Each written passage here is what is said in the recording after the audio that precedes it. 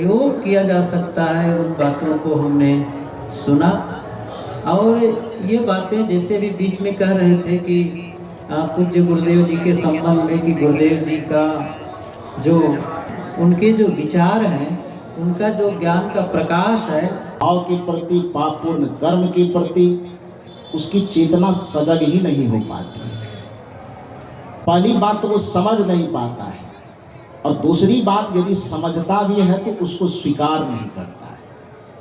शायर कहते हैं कि संभल सकता है वह शख्स जो अपनी खता को खता मानता है। पहले तो यह बात हमारे अंदर हो कि यदि गलती हमारे में है तो हम उसको मान ले कि गलती हो रही है। मानना बड़ा कठिन है। हर किसी को लगता है कि जितनी गलतियां हैं वो दूसरी में है, हम में तो गलती कुछ है ही नहीं। किसी को क्रोध आता भी है तो उस क्रोध के आरोपण का कारण वो दूसरे को ढूंढता है, दूसरे पे आरोप करता है कि फलाने ने ऐसा किया इसीलिए हमारे अंदर क्रोध आया। किसी को कोई मार भी देता है तो हम अपने बुराई के कारण आवेश में हमने किसी को मारा, ये भाव वो स्वीकार नहीं करता है। वो ये स्वीकार करता है कि दूसरे ने कोई ऐसा माहौल, कोई ऐसी परिस्थिति पैदा कर दी जिसके कारण उसको हमने गाली दे दिया, उस पर हमने क्रोध कर दिया, उसको हमने मार दिया। शायर कहते हैं, संत कहते हैं, विचारक कहते हैं कि अपने मन के अंदर के पापों को यदि धोना चाहते हो तो सबसे पहले इस बात को स्वीकार करो कि हमारे अंदर कुछ कमियां हैं। सदगुरु कबीर साहब की दृष्टि में कहें तो बुरा जो देखन मैं चला, बुरा न मिलिया को, जो दिल ढूंढा आपनो, मुझसे बुरा न कोई। साहब कहते हैं कि जब अपने अंदर हमने ढूंढ करके देखा, अपने अंदर झांक करके देखा, तब पता चला कि जितनी बुराइयां, जितनी कमियां, जितने अवगुण मेरे अंदर हैं, बाकी लोग तो उससे कम हैं। और जब अपने अंदर की कमियों को देखने की कला हमारे अंदर आ गई, इसी को आप श्री साहब जी के शब्दों में भजन कह सकते हैं। दूसरे में अवगुण को तलाशने की जो वृत्ति हमारी है उसको भोग कह सकते हैं, उसको सांसारिकता कह सकते हैं। और अपने अंदर यदि अवगुण को तलाशने की और उसे निरंतर दूर करने की वृत्ति हमारे मन में जग गई तो उसी भाव को हम योग कह सकते हैं, उसी को हम आध्यात्मिकता कह सकते हैं। जिस व्यक्ति के अंदर आध्यात्मिक चेतना का विकास होता है वह दूसरे की तरफ जब भी देखता है तो सद्गुण देखता है, अपने तरफ जब भी देखता है तो अवगुण देखता है। परम पूज्य सदगुरु आचार्य श्री धर्मस्वरूप साहब जी का एक बड़ा सुंदर पद है साधकों के लिए, सत्संगियों के लिए, भक्तों के लिए।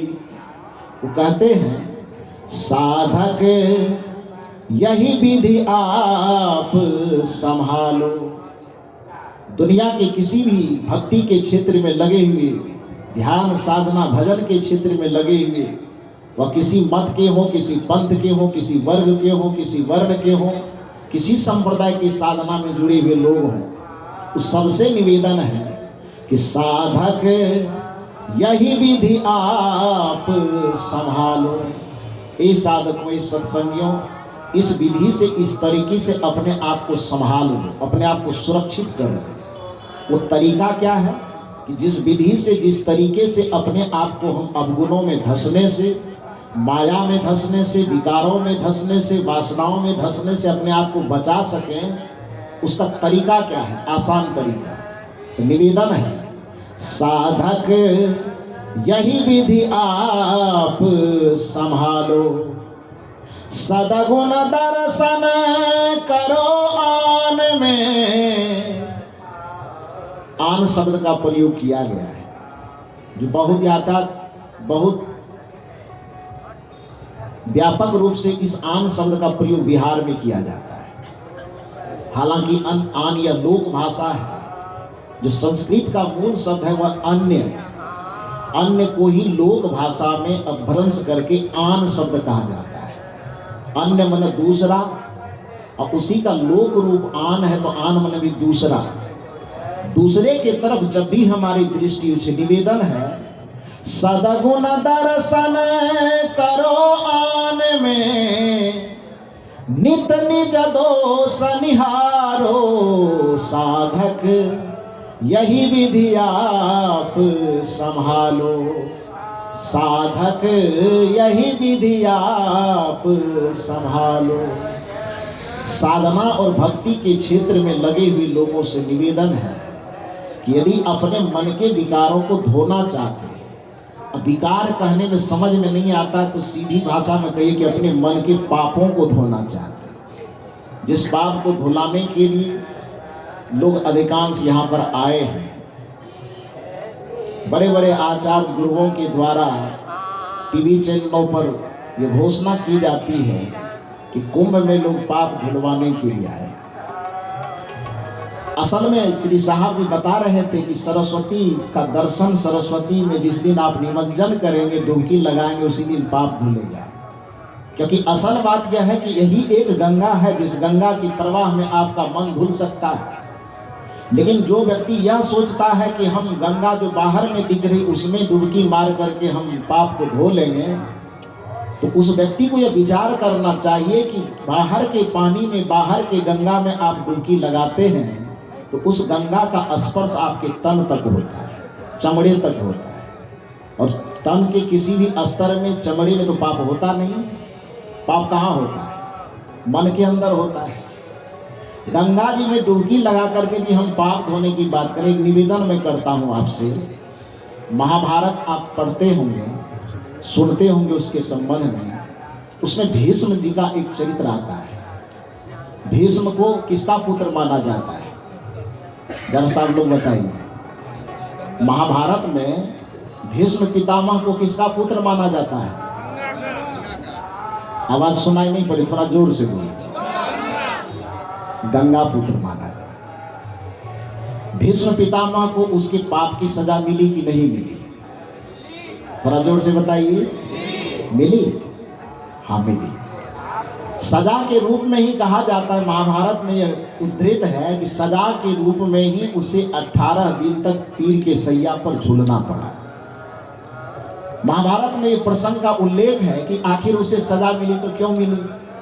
कहा जाता है कि जब तीर के सैया पर भीष्म पितामह झूल रहे थे, दुख भोग रहे थे, तो एक दिन श्री कृष्ण से वो एकांत में पूछते हैं कि जहाँ तक मुझे स्मरण है कि लगभग 100 जन्म तक मैंने कोई पाप नहीं किया, कोई अपराध नहीं किया, कोई गलती नहीं की, कोई भूल नहीं की।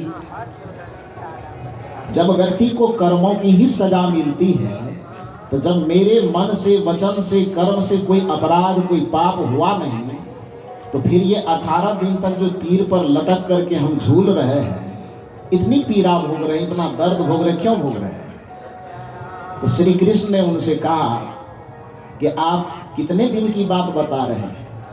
तो भीष्म पितामह कहते हैं कि मैं 100 जन्म तक। श्री कृष्ण कहते हैं कि 100 काफ़ी नहीं है। कबीर साहब की भाषा में कहें तो कबीर कमाई आपनों कभी न निष्फल जाए, 7 समुंदर आरा पड़ी तो आगे मिली याद है। इसी बात को महर्षि चाणक्य की भाषा में कहें तो यथा धेनु सहस्त्रेषु वत्सु गच्छति मातरम तथा यच्कृतं कर्मं कर्तारम अनुगच्छति, कि जैसे हजारों गायों के बीच में एक बछड़े की माँ को छिपा करके रख दिया जाए, बांध करके रख दिया जाए, अब कुछ देर के बाद जिस बछड़े की माँ को 1000 गाय के मध्य में छिपाई गई है, उस बछड़े के गर्दन से रस्सी खोल दी जाए, तो वो बछड़ा दौड़ते दौड़ते कहाँ जाएगा? कहाँ जाएगा? माँ के पास। महर्षि चाणक्य कहते हैं कि यथा धेनु सहस्त्रेषु वत्सु गच्छति मातरम तथा यच्कृतं कर्मं कर्तारम अनुगच्छति, कि जैसे हजारों गायों के बीच में छिपे होने के बावजूद भी एक बछड़ा अपनी माँ को ढूंढते ढूंढते उसके पास देर सवेर पहुंच ही जाएगा, उसी तरह से लाखों करोड़ों मनुष्य के बीच में कर्ता के द्वारा किए गए कर्म का फल देर सवेर जाकर के उसके पास ही पहुंचेगा। इधर उधर कर्म का फल कभी भटक नहीं सकता है। तो चाहे आज मिले, कल मिले।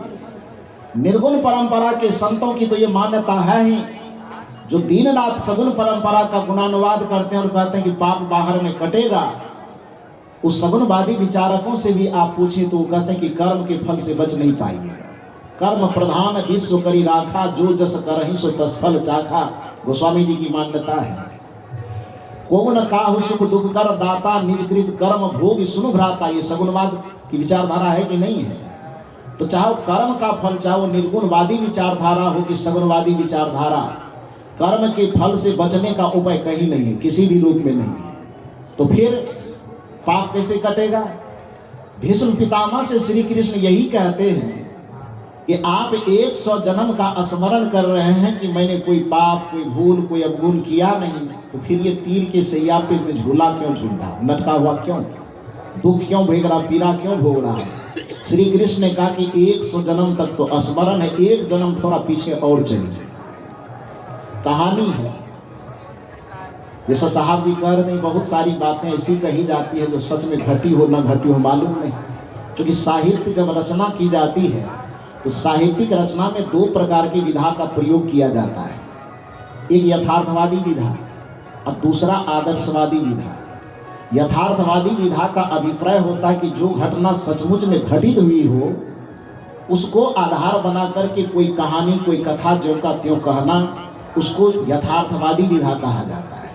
और आदर्शवादी विधा का अभिप्राय होता है घटना घटी हो न घटी हो उससे कोई मतलब नहीं, किसी घटना को प्रासंगिक रूप दे करके और उसको आधार बना करके जब अच्छी शिक्षा देने की नियत से कोई बात कही जाती है तो वो घटना सच में घटी हो न घटी हो उससे कोई मतलब नहीं, उससे एक अच्छी प्रेरणा, एक अच्छी शिक्षा समाज को मिल जाती है। उसको आदर्शवादी विधा कहा जाता है। जैसे सदगुरु कबीर साहब की एक वाणी है कि माटी कहे कुम्हार से। अब यदि इस पर यथार्थवादी चश्मा हम लगाएंगे तो प्रश्न पैदा हो जाएगा कि माटी कहे कुम्हार से, तो मिट्टी को बोलने की कब से अकल आ गई? मिट्टी की भाषा कबीर साहब कब से सुनने लगे? तो यहाँ यथार्थवादी दृष्टिकोण तो लगेगा नहीं, यहाँ आदर्शवादी दृष्टिकोण लगेगा कि माटी कहे कुम्हार से। यद्यपि मिट्टी कभी कही नहीं होगी कबीर साहब से कुछ, और कबीर साहब ने मिट्टी की बात सुनी भी ना होगी, लेकिन आदर्शवादी विचार यहाँ पर काम करेगा कि उस मिट्टी और कुम्हार के प्रसंग के माध्यम से सदगुरु कबीर साहब जनमानस को निरहंकारिता का संदेश देना चाहते हैं, अहंकार न करो यह संदेश देना चाहते हैं। तो संदेश का जो भाव है वो सर्वोत्तम होने के कारण घटना न भी घटी हो फिर भी उस घटना का प्रसंग बना करके लोगों को कहा जाता है ताकि लोगों की चेतना सुलझे और लोगों में गलत करने की प्रवृत्ति कम हो और अच्छाई के ओर लोगों का झुकाव हो, इसलिए उसको आदर्शवादी विधा कहा जाता है। तो श्री कृष्ण ने भीष्म पितामह को कहा कि भाई आप 100 जन्म तक का स्मरण कर रहे, एक जन्म और पीछा चलिए। और एक जन्म पीछा ले जाकर कहा जाता है कि भीष्म पितामह को उसको अपने कर्म का स्मरण करवाया गया। उसमें पता क्या चला कि भीष्म पितामह पूर्व में भी एक राजा थे, राजकुमार थे। अपने युवा अवस्था की उन्मत्तता में वो चले जा रहे थे रथ पर। चलते चलते चलते चलते कुछ दूर चलने पर उसके रथ के आगे में एक सांप चलता हुआ दिखाई दिया। तो कुछ जगह पर बिल्ली को रास्ता काट देने को अपशगुन माना जाता है, इसको सदगुरु कबीर साहब की निगाह में भ्रम कहा जाता है। कुछ लोग को तेल वाले यदि रास्ते में लेकर के चलते हुए दिखाई दे तो उसको अपशगुन माना जाता है। कुछ जगह और कुछ जगह और कुछ। शायद उसके सामने में उसके समाज में यह माना जाता हो कि किसी यात्रा के समय सांप यदि रास्ता काट दे तो वह भी अपशगुन हो। तो संजोग से किसी यात्रा पर भीष्म पितामह जा रहे थे और उनके रथ के आगे से एक सांप गुजर गया। भीष्म पितामह को यह बात बहुत बुरी लगी। उस समय वो भीष्म पितामह नहीं थे, उनके वो 100 वर्ष पहले, 100 जन्म पहले की घटना बताई जा रही है। तो उस समय में वो उस सांप को अपने रथ से उतर करके उस सांप को तीर से 2, 4, 5 जगह चुभो करके उसको घायल कर दिए। अब घायल करने से भी उनको संतुष्टि नहीं मिली, उस सांप को तीर के नोक पर उठा करके अब फेंकते हैं बड़ी जोर से। तो जोर से फेंकने के कारण बगल में एक बबूल का वृक्ष था, उस बबूल के वृक्ष पर जा करके वो सांप अटक गया। चूंकि फेंकने में इतनी ताकत लगी थी, इतना जोर से फेंका गया था कि वो बबूल के वृक्ष पर जाकर के अटके। उसी समय बहुत सारा कांटा उस सांप के शरीर में चुभ गया। अब वह सांप उस कांटे के चुभन से बड़ा छटपटा रहा है, दर्द महसूस कर रहा है। और दर्द भोगते भोगते छटपटाते छटपटाते लगभग 18 दिन के बाद वह प्राण का त्याग किए। उसी कर्म का फल कहा जाता है कि 101 जन्म के बाद भीष्म पितामह को उस तीर के सैया पर 18 दिन झूला झूल करके भुगतना पड़ा। मेरा प्रश्न आपसे यह है कि जिस भीष्म पितामह को पूरी दुनिया गंगा पुत्र के रूप में जाना जाता है, गंगा पुत्र यानी गंगा जी का पुत्र, जो भीष्म पितामह खुद गंगा जी के पुत्र है, महाभारत कथा के अनुसार जब गंगा मैया अपने पुत्र के 100 जन्म पीछे के पाप को नहीं धो पाई, तो आप लोग गंगा जी के कौन है? मौसी के बेटा कि नानी के बेटा है?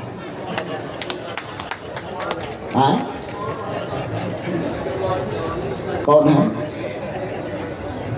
मेरे समझ से कोई रिलेशन में नहीं होंगे आप। यदि रिलेशन में होंगे, बहन के बेटा भी लगेंगे, तो अपना बेटा तो थोड़ा नजदीक होता है ना, होता है ना। तो जब गंगा जी अपने पुत्र यानी गंगा पुत्र भीष्म, अब हम नहीं जानते कि उनका पुत्र वो है कि नहीं, कथा जो करे उसके अनुसार में बता रहा। तब गंगा जी अपने पुत्र का 100 जन्म पूर्व किए गए पाप को जब वह नहीं धो पा रही है, तो कदाचित यदि हम अपने जीवन में कुछ पाप, कुछ गलत, कुछ उल्टा करते हैं, तो उस पाप को उस गंगा में 2-4 मिनट डुबकी लगा लेने से उस पाप को धोना कैसे मान लेते हैं। यदि हमारा यह मन मान रहा है कि डुबकी लगाने से पाप धुलता है, इसी को संतों की दृष्टि में भ्रम कहा जाता है। वस्तुतः पाप धुलता है। जो साहब जी कह रहे हैं कि सरस्वती जिस दिन आपके जीवन में उतर जाएगी, सरस्वती का प्रवाह मतलब चेतना का प्रवाह, सजगता का प्रवाह जिस दिन आपके अंतःकरण में होने लगेगा, सावधानी का प्रवाह जिस दिन आपके अंतःकरण में होने लगेगा, कार्य और घटना के पूर्व आप में चैतन्यता का जिस समय जागरण हो जाएगा, उसी सरस्वती के प्रवाह में आपके चित्त का ऐसा निमज्जन होगा कि आप सभी पापों से मुक्त हो सकते हैं, सब विकारों से मुक्त हो सकते हैं। ये सरस्वती आपके मन तक पहुंचती है। ये गुरु के मुख से प्रवाहित जो ज्ञान गंगा है, ये आपके मन तक पहुंचता है। और पाप का बीज हमारे तन में होता नहीं, पाप का बीज हमारे मन में होता है। असल में काम हमको यही करना चाहिए था कि मन को अपने ज्ञान गंगा से धुलवाना था, लेकिन किए क्या? जलोटा जी ने बड़ा सुंदर शब्द में इसको पिरोया है। धोना था मन भूल गया तुम, धोता रहा तन मल मल के। असली काम हमें क्या करना था? मन की धुलाई करनी थी। क्योंकि पाप और पुण्य का बीज जो साहब अभी बता रहे थे कि दोनों बीज हमारे जीवन में है, तो तन में कोई बीज नहीं है। तन तो एक साधन मात्र है। इस साधन में कोई पाप और पुण्य नहीं होता है। नीति कहती है कि साधन पाप और पुण्य से, गुण और अवगुण से, दोनों से मुक्त होता है। माइक में प्रवचन कर रहे थे, साउंड आपको प्रवचन सुना रहा है, इसमें इसका कोई योगदान नहीं। अभी माइक में गाली बकना शुरू करें तो साउंड आपको प्रवचन सुनाएगा? नहीं सुना पाएगा। तो यदि साउंड के माध्यम से गाली दी जा रही है, आप गाली सुन रहे हैं, तो इसमें इसके पीछे बैठ करके बोलने वाले का भले कुछ लेना देना हो, लेकिन साउंड का, तार का, माइक का, इसमें कोई पाप और पुण्य से लेना देना नहीं है। नीति कहती कि शुभाभ्याम मार्गाभ्याम बहंती वासना सरित पौरुषैन प्रयत्न नियोजनया शुभे पथि, कि साधन अपने आप में पाप से, पुण्य से, गुण से, अवगुण से बिल्कुल मुक्त होता है।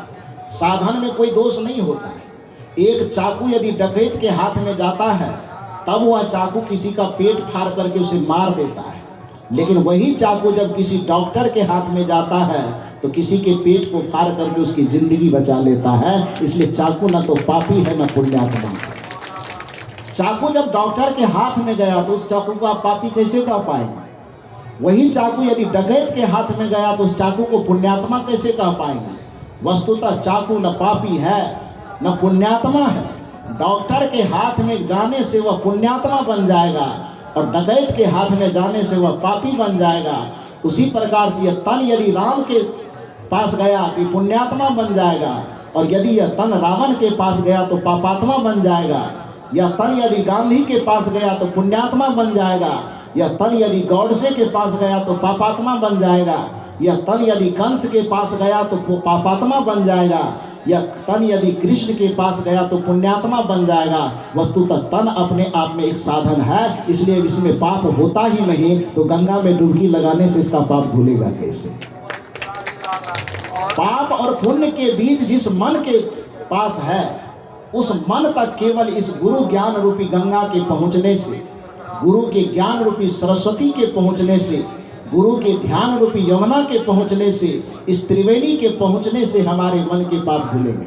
लेकिन हम ऐसा करते नहीं हैं, अधिकांश लोग ऐसा नहीं करते हैं। इसलिए विचारक कहते हैं, धोना था मन भूल गया तुम, धोता रहा तन मल मल के, घर का ईश्वर भूल गया तुम, घर का ईश्वर भूल गया तुम, तीर्थ करता चल चल के, धोना था मन भूल गया तुम, धोता रहा तन मल मल के। हमने केवल तन को धोने की व्यवस्था की, लेकिन हम मन को धोने की व्यवस्था नहीं की। ये हम लोगों का सौभाग्य है कि सदगुरु कबीर साहब ने जिस गंगोत्री का प्रवाह किया, जिस त्रिवेणी का पहाड़ प्रवाह किया, उस त्रिवेणी के प्रवाह को सदगुरु श्री अभिलाष साहब जी ने एक बहुत बड़ा इतना विस्तार दिया कि सचमुच में वो प्रयागराज तीर्थ के रूप में आज हम लोगों के सामने वो प्रवाहित हो रहा है, वो दिखाई दे रहा है। और सदगुरु श्री अभिलाष साहब जी के द्वारा प्रवाहित उस धारा को कबीर पारक संस्थान प्रयागराज के या उससे जुड़े हुए हमारे जितने संत गुरुजन हैं, हमारे गुरु भाई हैं, हमारी गुरु बहन हैं, सब लोग अपने समर्पण के माध्यम से, सेवा के माध्यम से इस गंगा के प्रवाह को, इस त्रिवेणी के प्रवाह को इतने सुचारू रूप से एकदम धारा में तेज दे करके इसका प्रवाह करवा पा रहे हैं कि जब तक कबीर पारक संस्थान और जब तक कबीर पारक संस्थान के हमारे साधुओं की सम्मति आपस में सद्बुद्धि बनी रहेगी, तब तक सदगुरु श्री अभिलाष साहब जी के त्रिवेणी कभी बंद नहीं होगी। ये त्रिवेणी का प्रवाह चलता रहे।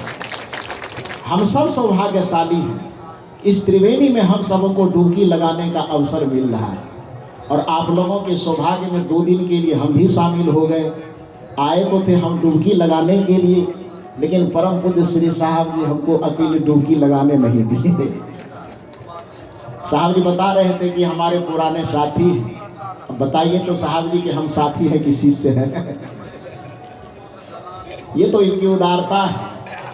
परम पूज्य जैसे एक आदमी के 2 हाथ होते हैं और दोनों हाथ जब उनका मजबूत होता है, दोनों बाजू जब मजबूत होता है, तो वह आदमी सर्वांग माना जाता है, उसका पुरुषार्थ ज़्यादा सक्रिय होता है। मैं समझता हूँ कि हमारे कबीर पारक संस्थान प्रयागराज के जितने साधु संत हैं, सदगुरु श्री अभिलाष साहब जी के अंग थे, लेकिन उसमें जो मैं अपनी नज़र से देखा हूँ 10 साल 15 साल से, उसमें सदगुरु श्री अभिलाष साहब जी के दोनों बाजू की यदि तुलना की जाए तो वो 2 व्यक्तित्व तो होंगे कि एक बाजू सदगुरु श्री धर्मेंद्र साहब जी और दूसरा बाजू सदगुरु श्री गुरुभूषण साहब जी। ये हमको झलका। 2 बार मुझे कबीर पारक संस्थान में आने का मौका मिला, एक बार 2010 में और दूसरी बार 2016 में। दोनों बार, एक बार तो मुझे गुरुदेव जी के सानिध्य में साधना शिविर में भाग लेने का मौका मिला था। उस समय मैंने देखा था कि गुरुदेव जी दोनों महापुरुषों के प्रति किस तरह का भाव रखे हुए थे। दोबारा दुर्भाग्य से 2016 में जब आए तो ये हम लोगों के दुर्भाग्य का उस समय उदय हो चुका था कि 2012 में ही सदगुरु श्री अभिलाष साहब जी शरीर से, इस दुनिया से परिनिर्वाण को प्राप्त हो गए, स्वरूपलीन हो गए। लेकिन उनके संस्कार, उनके ज्ञान, उनकी भक्ति, उनके वैराग्य से जो प्रवाहित ज्ञान गंगा, भक्ति की गंगा है, उस गंगा को हमारे सभी गुरुजनों ने इतने सुचारू रूप से प्रवाहित किया है कि भले ही शरीर के रूप में आज सदगुरु श्री अभिलाष साहब जी हम लोगों के सामने नहीं है, लेकिन विचार की क्रांति के रूप में सदगुरु श्री अभिलाष साहब जी सदैव थे, सदैव हैं और सदैव रहेंगे। उनके विचार की क्रांति और मसाल को कभी बुझाया नहीं जा सकता। उस ज्ञान के मसाल में, उस त्याग के मसाल में हम लोग सदैव अपने आप को आलोकित करते रहें, अपने मन को पढ़ते रहें, अपने जीवन को पढ़ते रहें। कदाचित रामायण कुछ दिन पढ़ना छूट जाए तो उतने अफसोस की बात नहीं है। कदाचित गीता कुछ दिन पढ़ना छूट जाए, वैसे छोड़ना नहीं चाहिए। पढ़ते हैं जो अच्छा काम करते पढ़ते रहिए, लेकिन निवेदन है इस मंच का कि कदाचित आपका गीता कुछ दिन पढ़ना छूट जाए, उतना चिंता की बात नहीं।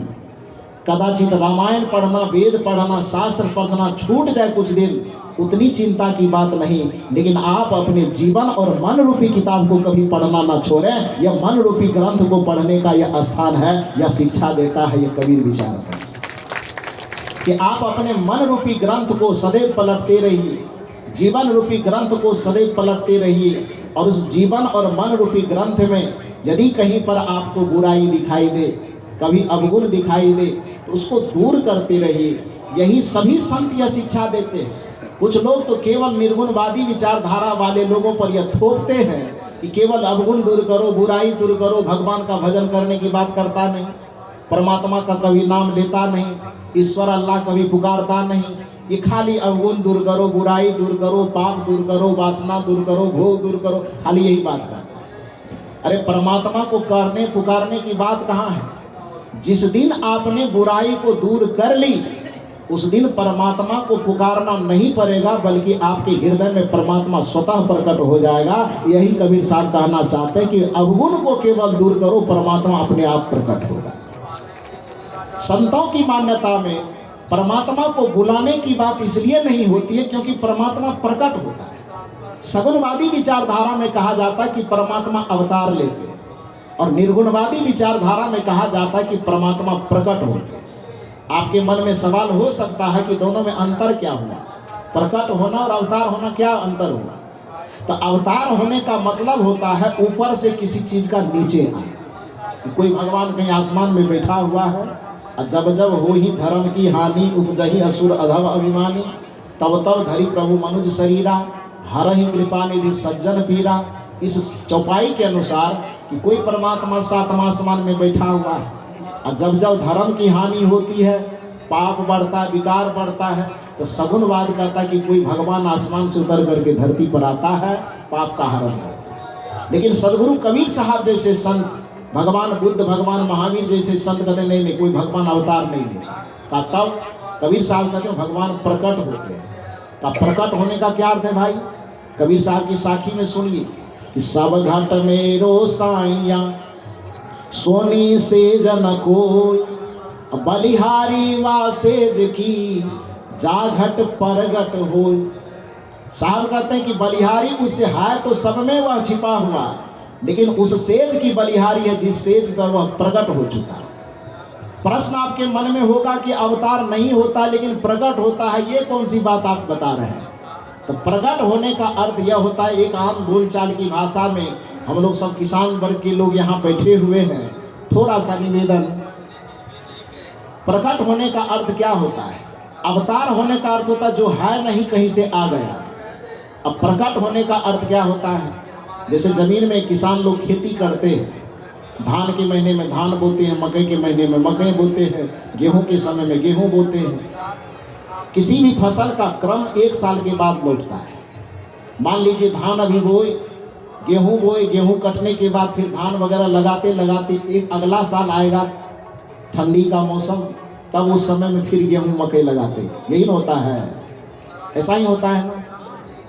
तो जिस समय आप 9 महीना, 10 महीना, 11 महीना तक खेत में आपने धान बोया, तब तक कोई साग पात तो उगता नहीं है। लेकिन गेहूं को जैसे आप लगाए, तो आप दुकान से तो गेहूं का बीज खरीद करके लाए, खाद लाए, खाद छीटे, गेहूं का बीज छीटे, मकई का बीज छीटे, उसमें जो भी निराई गुराई सिंचाई करना हो वो किए। उसमें भांग और बथुआ के फसल का बीज ला करके तो आप छीटे नहीं थे? छीटे थे क्या? मकई छीटे थे कि भांग बथुआ छीटे थे? बीज कौन चीज का छीटे थे? मकई का अथवा गेहूं। भांग कहीं से लाए नहीं, बथवा कहीं से लाए नहीं, दूब कहीं से लाए नहीं, छीटे नहीं, उसके लिए कोई प्रयास नहीं किए, तो मकई गेहूं के साथ साथ वो भांग का बीज कहाँ से आ गया? वो भांग का पौधा कहाँ से आ गया? वो बथवा का पौधा कहाँ से आ गया? दूब का पौधा कहाँ से आ गया? कहीं से आया? ऊपर से? ऊपर से नहीं आया, बल्कि साल भर से वह बीज उस जमीन के अंदर पहले से छिपा हुआ था। और अनुकूल समय आया, ठंडी का मौसम आया, अनुकूल वातावरण तैयार हुआ, तो आपने उसमें जो फिर फसल बोया, उस फसल के साथ साथ अनुकूल वातावरण आने पर वह घास पात का बीज अपने आप प्रकट हो गया। तो जो जमीन के अंदर पहले से छिपा था, संजोग पा करके, अवसर पा करके, मौका पा करके, वातावरण की अनुकूलता प्राप्त करके वह जो उससे निकल गया, तो उस घास का निकलना कहीं से आना नहीं हुआ, इसलिए कहा जाएगा कि वह घास प्रकट हो गया। ये प्रकट होने का तरीका है, ये प्रकट होने का विधान है। उसी प्रकार से आपके अंदर जो आत्मा छिपा हुआ है वही परमात्मा के स्वरूप है। आत्मा का परमार्थिक स्वरूप ही परमात्मा कहलाता है। आत्मा का परम ऐश्वर्य से विभूषित होना ही उसको ईश्वर कहलाता है। आत्मा क्षेत्रज्ञ इति युक्त संयुक्त प्रकृतिर्गुण तेरे विनिर्मुक्त परमात्मेति दाहिरता, कि जब तक आत्मा प्राकृतिक विकारों के अधीन है, जब तक वासनाओं के अधीन है, जब तक पापों के अधीन है, दुर्विचारों कुविचारों के अधीन है, तब तक यह आत्मा आत्मा कहलाती है, तब तक यह आत्मा क्षेत्रज्ञ कहलाती है। लेकिन तेरे तु विनिर्मुक्त परमात्मेत्युदाहृता है, जैसे ही समस्त वासनाओं से, विषयों से, भोगों से, पापों से यह आत्मा मुक्त हो जाती है, तो मुक्त दशा में यह आत्मा ही परमात्मा कहलाना शुरू कर देती है। इसलिए कबीर साहब कहते हैं कि आत्मा के रूप में वह परमात्मा तो सदैव आपके घट में विराजमान है, लेकिन जो ध्यान से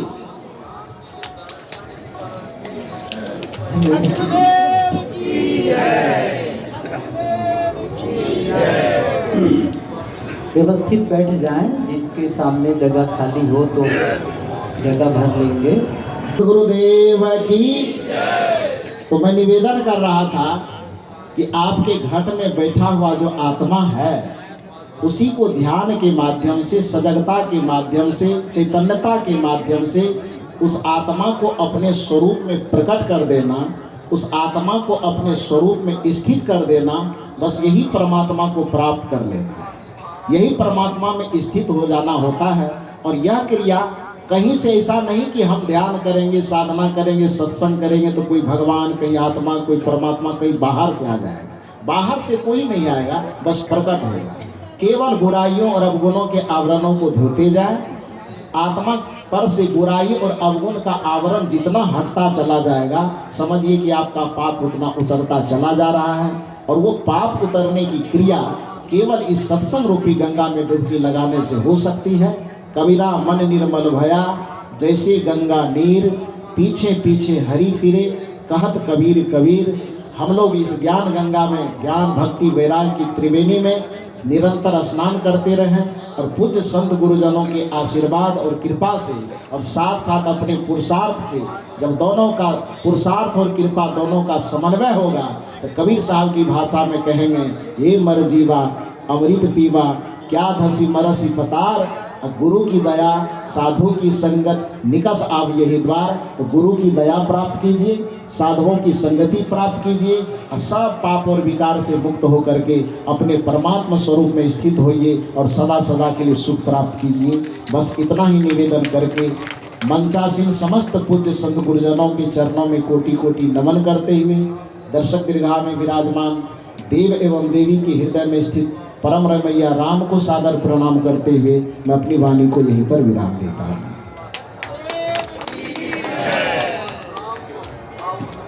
कुछ लोग जय बोले और कुछ लोग मौन रहे। मौन